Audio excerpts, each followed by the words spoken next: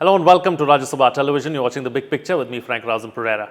On June 20th, Prime Minister Modi, in a 165-minute virtual interaction with ministers, asked them to put the economy on a growth trajectory. For this purpose, he asked the ministers for ideas which can transform India into a global manufacturing hub. In the virtual interaction, the discussion was mainly about China and the manufacturing challenges faced by India. Earlier, the Prime Minister gave a mantra, vocal for local, during his address to the nation on May 12, 2020. The idea was to promote local brands and goods. He further stated that the brands which are global today were once local. More recently, the clamor has become louder to make in India and make India a global manufacturing hub, especially considering the China situation. In the 1980s, China began as a producer of low-end products, and in 2010, it became the largest manufacturer in the world, overtaking the US in all sectors, from drugs to electronics. In 2018, as per UN data, China accounts for 28% of the global manufacturing output.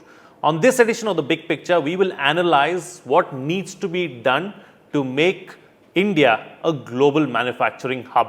Joining me on the program today are Shubhrakant Panda, Chair, Manufacturing Committee, FICCI; Ajit Ranade, Chief Economist, Aditya Birla Group; and Aruna Sharma, former Secretary, Ministry of Steel.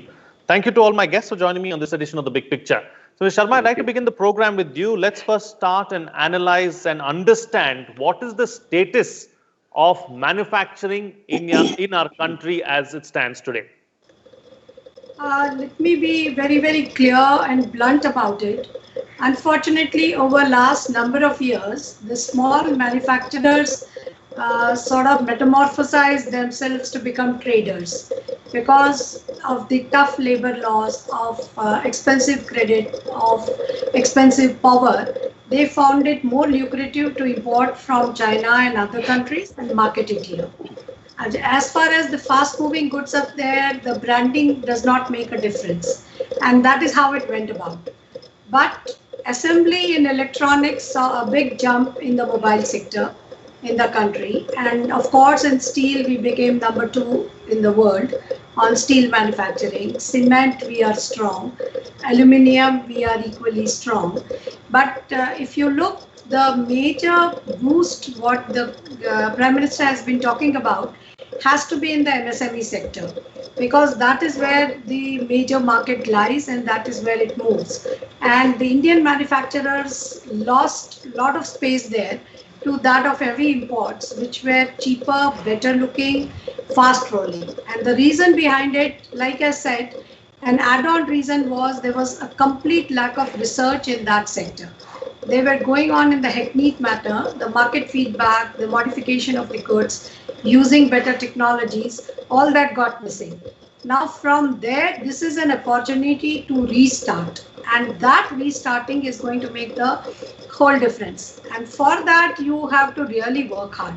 In the sense, for every kind of manufacturer, you have to really sit with them and start removing every entangled things that is pinching them very badly.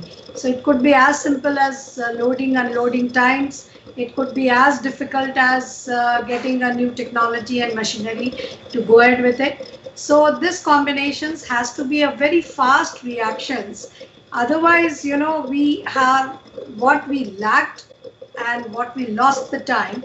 To accelerate and gain it, it requires a complete focused efforts, and which I am very sure my co-panelists who are very much in depth working for the manufacturing will be commenting much more about it. Absolutely. Let me go across to them now and open the floor up to them as well, and let's hear their point of view really as far as making India a global manufacturing hub is concerned. First, Mr. Ranade, can India become a global manufacturing hub? What needs to be done? How can we become a powerhouse when we talk of manufacturing? Well, the short answer is yes. And the long answer is that we need to take several steps. First of all, an acknowledgement of reality. While we have some really world-class stories to tell to the world, For example, the highest quality awards in manufacturing is called Deming Awards. We have the largest number of Deming Award winners in India outside of Japan. It's a Japanese quality award. Then if you look at the success of our automobile industry, the small car, India has virtually become like a small car hub, and one of the most successful operations of company Maruti Suzuki actually comes from India. And I could give you several other examples. So while that is true, the larger reality is that the share of manufacturing in GDP, in India's GDP, is today stuck at 16-17%. But this number in 1991, the year of our great liberalization and industrial delicensing, was also 16%.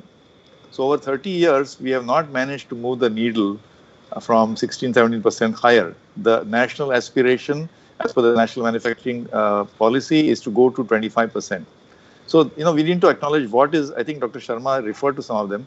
We have success stories, so we need to learn from our own success stories, and we need to learn from other success stories. The most recent examples which have joined the race in the global, manufacturing competitiveness are countries like Vietnam and Bangladesh also in certain sectors like garments. So Vietnam is especially a very pertinent example. It's a country with 100 million people. Just 10, 12 years ago, it actually started from a very, very low base. But in a variety of sectors, whether it's electronics, whether it's assembly, whether it's garments, chemicals, it has really shown it's possible to have a sustained growth of almost 12 to 14% for a period of 10 years. What we need to do is, I think, 4 things. Let me just quickly identify 4 things. I think Dr. Sharma referred to a few of the handicaps. Number 1 is that we need to recognize that our strengths lie in labor costs and productivity skills. So we need to create large mega clusters, preferably near ports, which leverage on labor-intensive manufacturing sectors. Second, we need to aggressively work on policy matters, whether it's logistics costs or what Dr. Sharma said about loading unloading times, or moving stuff by road and rail, and what is called trade facilitation. So the third policy matter, I would say, and because I believe manufacturing is closely related to exports, we cannot be successful in manufacturing unless we are also successful in exports. So one of the handicaps has been our exchange rate policy. I believe our exchange rate tends to be somewhat overvalued, which is a handicap, disadvantage to Indian exporters, also Indian industry, because then industry has to reckon with cheap imports. If our exchange rate is strong, then imports look cheaper than domestic industry. So we need to work on that as well. And lastly, we need to also work very aggressively on market access. You see that the world is now kind of not following multilateral policies under WTO, but trade blocs. So we need to see Vietnam very recently signed a free trade agreement with Europe. I think EU, India, FTA would go a long way in promoting market access for us. We should also find out if we can do the same thing with the US markets. I know that we have a free trade agreement with ASEAN and we have walked out of RCEP. Perhaps there have been concerns on that side. But certainly, I think European markets to us represent a huge opportunity. So I would say these combinations of 4 things would go a long way. Focus on our strengths and also probably get FTAs in place and in order so that it can help us on the whole is what the panelists are suggesting. Let me take another aspect forward with Mr. Panda. Mr. Panda, the industry we've seen over the past always asks for something really from the government and, look for more SOPs, look for more, incentives really. But then on the other side of the coin, you have several analysts, several experts suggest that, the government has done enough. It is now for the industry, or rather now it's time for the industry really to step up and deliver and do something on its own as well. What do you make of that? How do you assess it? Well, from an industry perspective, I believe that whatever asks have been there, whether in general or at this point in time where, there is a global crisis of sorts, industry will always try to put forth its point of view and work in consonance with the government of the day to achieve really our targets. But what I'd like to also touch upon, I think excellent points have been made by both Mr. Sharma as well as Mr. Ranade. There are fundamental challenges which come in the way of India progressing towards becoming a manufacturing hub. So, things like land, labor, capital. So these are, challenges which have persisted for a while, which is why the statistic quoted by Mr. Ranade, which is that in 30 years, we have, manufacturing as a share of GDP has stubbornly remained at 16%. So besides all of that, I think, there is, I'd like to move away from SOPs and incentives and focus on something else, which is ease of doing business. I believe this government, under Prime Minister Modi, has done a lot of good work to make it easy for investments to come into India, for existing industries to do business. But I also believe that more can be done. Two points which come in the way, that there are a lot of archaic laws out there. And this is something that FICCI has consistently put across, even recently. A lot of work has been done in identifying and eliminating archaic laws, but I believe more can be done. And the second area, of course, is compliances. Just to give you an idea, I think an average Indian company has to go through something like 2,000 to 3,000 instances of compliances every year. And whereas you look at compatriots in Thailand or Vietnam, I believe that number is somewhere around 500.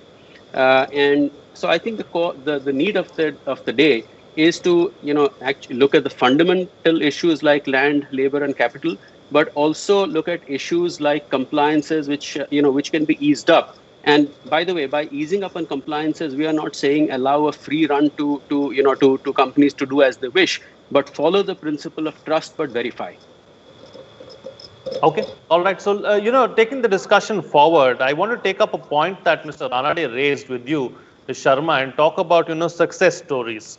One big success story as far as manufacturing in India is concerned, I strongly believe is, correct me if I'm wrong, of course, is the two-wheeler sector and how our Indian companies really have fared. They've even beat the Chinese companies at their own game, and we are really, a major manufacturing hub as far as two-wheelers are concerned. Is that a success story? Is that a model that can be replicated by others? Second, talking about success stories, these companies that are moving out of China seem to be going to Vietnam. Why is that so? Is there something that we can implement and take away from Vietnam? Very rightly said. Like if you look at the statements in the lead manufacturers of two-wheelers, and they have made quite strong public statements also into it. See, if you look at their whole chain, starting from the raw materials of steel to that of research, designing, making it, it has been sort of the whole link has modified and inputs have been very strong. They have taken the shocks of sudden changes in the policies of the kind of permissible two-wheelers in the market without enough notices to them to work upon it, but they managed to battle it out and move ahead. Their arguments or their gaining time was taken as if they are not sensitive about the pollution norms, which is not the true story. The manufacturing chain, or if you look at the entire assembly line, it takes time when you are going for a change. So these kind of changes, it is very, very important that you work together. And the success story happened there because the leaders in that sectors are innovative, are working toward it. Two-wheeler has a very big affordable rates and market within the country. So, the biggest advantage we have is we are big consumers. So in any manufacturing, the break-even will come by the local consumption itself to a very big way. And then you have a leeway for the export. So you're not so much, even though export is important, as Mr. Pandya very rightly said, but we are not export dependent. So even if protectionist measures came, we were able to take that shock as we were going ahead in the different sectors. So that is a success about the two-wheelers. Same what was very rightly said about the small cars by Mr. Ranade, that if you look at the small car manufacturer, India location advantage, the ease of doing business of giving them land down south, nearer ports, did stand to their advantage that we became a big supply chain for the small cars in a very, very big way, whether it was Hyundai or Maruti. So both of them have captured the world imagination and the market as we are going ahead. But if we look at the replication of it in different sectors, and if you look at it that how we can trigger it off in the different sectors, we have known itching points. Right, very well known. And somehow a delay in decision is hitting us. So it is not something which is not on the table. It is not something, there is a need to go back to the drawing board if the intention is to become a big manufacturing hub. The compliances. So compliances, if you look at it, it's quite based on mistrust, completely. If you look at the GST regime, so many applications, so many forms, starting from monthly, now shifting to quarterly, not shifting to quarterly, all these debates is hitting the MSMEs who can't afford to have a chartered accountant extra cost, who can't afford to go in for it, but they adopted digital very fast because it was a cost saving. So it's not that they don't like technology or they're not open to absorb what new is coming. What they want is a little hand holding to them. And that is where you have seen very good results if you're going for it. Like India, if you look at it, our fast moving goods, like I said before, it got completely captured. Now garment, if you see why Bangladesh became one, it's Indian investors in Bangladesh. So you have to introspect, there is something wrong in ease of doing business. Why were they tempted to go to Bangladesh and not have the same thing, maybe in eastern lines of India? We didn't, we prefer to cross the borders. So that is very, very important. And like you rightly said, the industries we thought of moving out of China, not actively moved. Very few have moving out. Others, the commerce is overtaking the politics. The Japanese companies want to stay back in China. So those who are moving out, why Vietnam is preferable? It's very simple. It's a single window. Just walk through understandable laws. Simple English, and that's what makes a difference. And that is where the sectors where somebody literally thought of resolving point by point issue, we saw growth in that sector. And one point I will not hesitate to say, there is a need of credibility and consistency in our policy making. Wherever we are consistent, we are seeing a better result. Where we do a somersault, then we take time to catch up again because the whole industry has to reset itself. So I agree to Mr. Ranade, it is possible for India to become a big manufacturing hub. But then this line should be written in capital in front of everybody so that every thought, every policy, every action, it is resonating it. And it is not holier than thou attitude.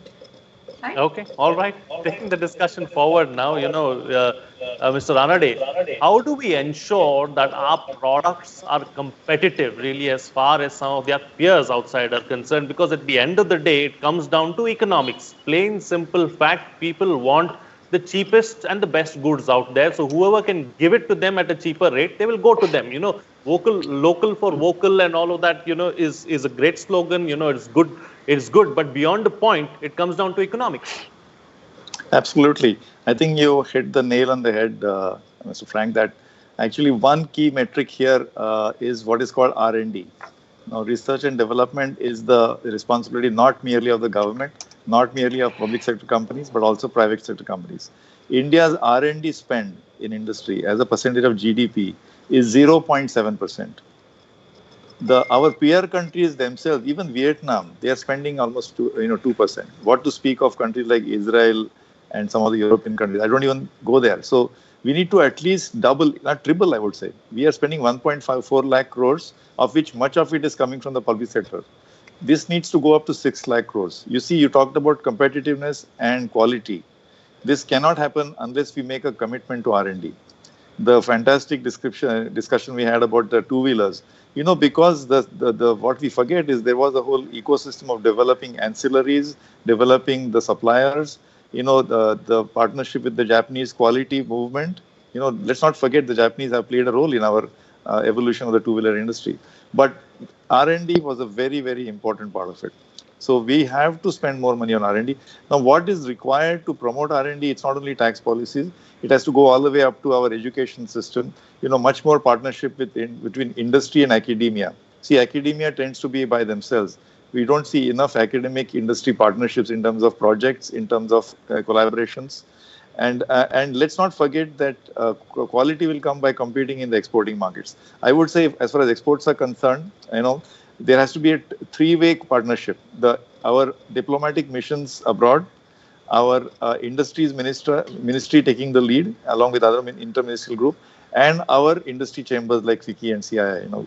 Mr. Panda and I, we are members of the industry association. So this three-way combination, the diplomatic missions should reach out to investors in those countries who are interested in setting up R&D facilities here.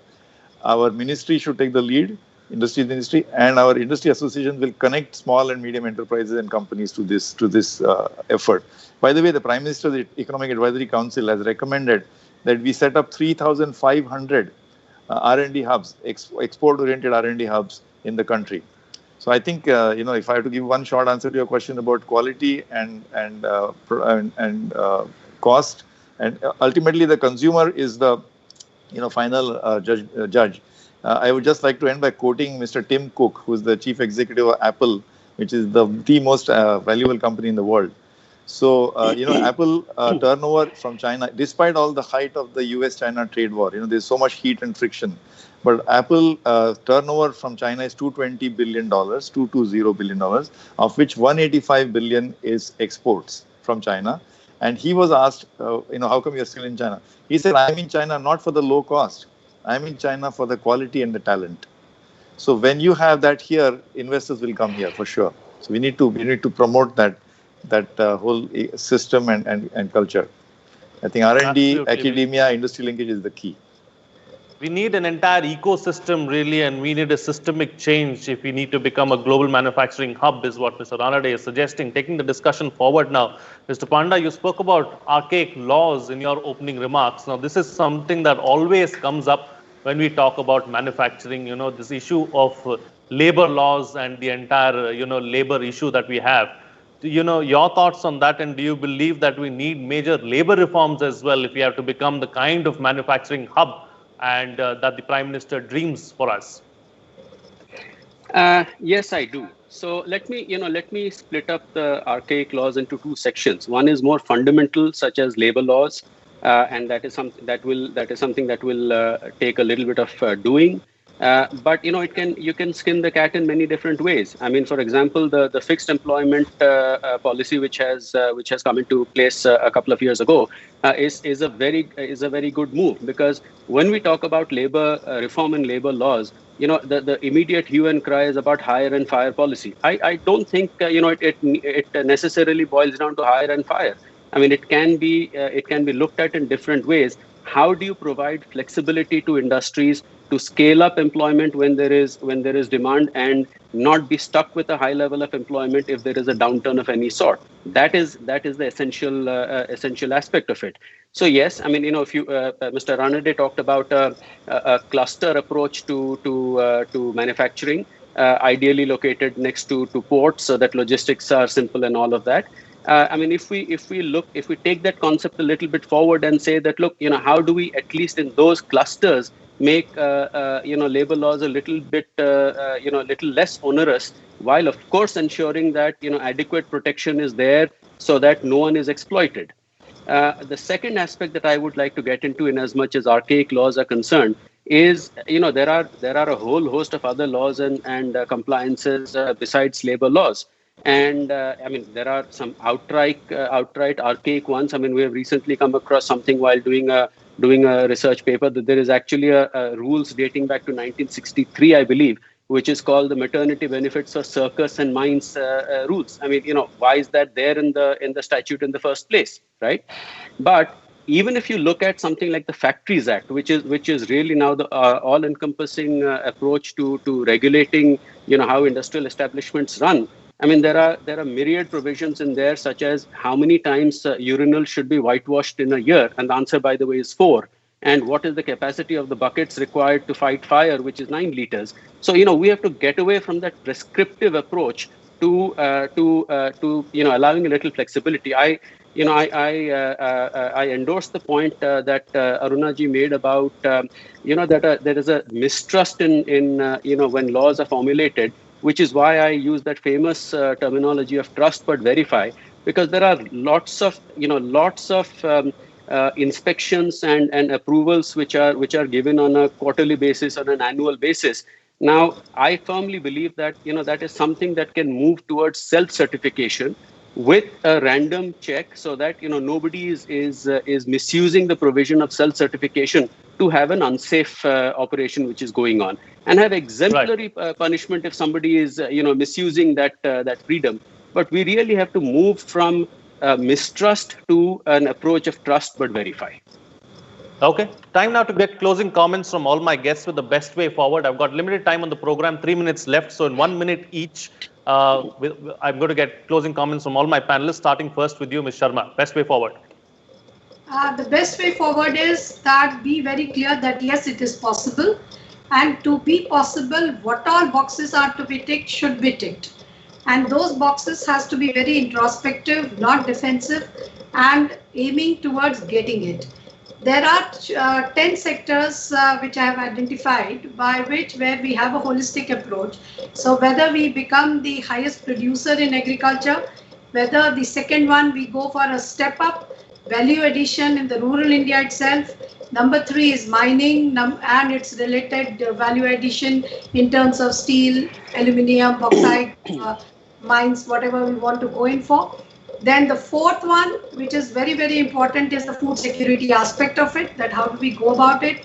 Fifth is the MSMEs, and MSMEs need a different handling. Now, if you look at it, even the moratorium was not used. The use of moratorium is coming down to 30% because there is no back-end moratorium into it. So MSMEs have to be taken and their small problems have to be handled. They have to be handled into clusters. Like that, if you look at it, if we focus on 8 to 10 sectors as a whole, and then you go ahead by support in the education and social protections, it's not impossible. It is possible. But then the intention has to be very focused, clear, with everybody working on a team to sort of work towards it and start ticking the boxes that whatever is needed to be done is done. As we succeed in a private life, as we succeed in a professional life, we have to do exactly the same thing at the national level. Okay, all right. Mr. Ranade. Well, number one, go in mission mode. Just like we had, livelihood mission, we had the national health mission. This should be a mission mode. So co-opt everybody, as I told you. As far as exports are concerned, our diplomatic missions, the ministry taking the lead, the industry chambers, but co-opt the state government as well. Second, cluster approach. Locate close to the ports and labor-intensive sectors. Number 3, which is agriculture, textiles, even tourism, which is not really manufacturing, but it's labor-intensive. Leather, footwear, garments. Number 3, please don't be aware of the exchange rate policy. Let it not become our disadvantage. And number 4, R&D. Let's not forget the importance of R&D. If necessary, the CSR law allows companies to spend on R&D, but not all activities covered. Let's expand that thing completely. Let's aim to double R&D from 0.7 to 1.4%. And lastly, just like for ease of doing business, we went from rank 142 to rank 63. It was also a mission mode. Let's make it a mission mode to increase our share of manufacturing from 17% to 20% in the next 3 years. All right. And Mr. Panda, close the show for us with a quick concluding remark. A lot of policy prescriptions have been made. Let me add one more, which is focus on Atmanirbhar Bharat, which is what the Honorable Prime Minister has asked for. I don't see that as being protectionist. I see that as going into mission mode to ensure that we in a targeted manner look to become more self-reliant. And I think there's a huge difference between being protectionist and being self-reliant, and the latter is what we are aiming for. And to give you just one example, it's abominable that with one of the world's largest reserves of coal, we are still importing coal. So, you can start at something very basic like that. We don't even have to talk about moving up the value chain. That can come, 6 months later, a year later. But we have to move into an overdrive approach to see that, where is it that we can easily, painlessly switch over to being self-reliant and use that as a basis for growth. Okay, all right. On that note, then I'll call it a wrap on this edition of The Big Picture. Thank you to all my guests for joining me on the program and putting things into perspective for us. What's coming out of this discussion is that we need to focus on our strengths and learn from our success stories. We need to make well thought out and just the basic decisions like ensuring that our plants are located close to ports, thereby saving a lot of money on transportation and other aspects. MSMEs need a different kind of a treatment, maybe some kind of hand holding, but we need to have an ecosystem or create an ecosystem with all stakeholders coming on board and taking this forward on a mission mode is what the panelists are suggesting. With that, it's a wrap. See you again next time.